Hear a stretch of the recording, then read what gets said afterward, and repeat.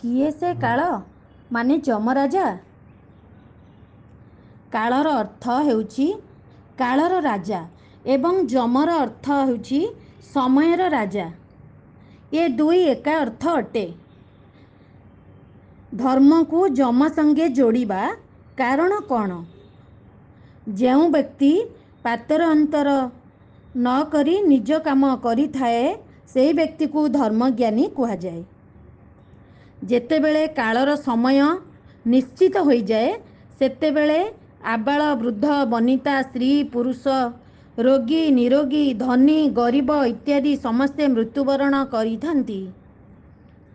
ଏମିତି କୁହାଯାଏ କି ଯମରାଜା ମହିଷୀ ଉପରେ ବସି ଆସନ୍ତି। କାହିଁକି? ସମୟର ମହିଷୀ ଭଳି ବିବେକ ଜ୍ଞାନ ନଥାଏ।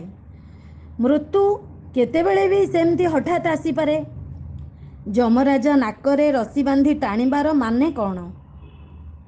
ପ୍ରାଣର ଅସ୍ତିତ୍ୱ ବାୟୁ ପ୍ରବାହରେ ନିର୍ଭର କରେ। ପ୍ରାଣବାୟୁ ଉଡ଼ିଗଲେ ମୃତ୍ୟୁ ସୁନିଶ୍ଚିତ ହୋଇଥାଏ।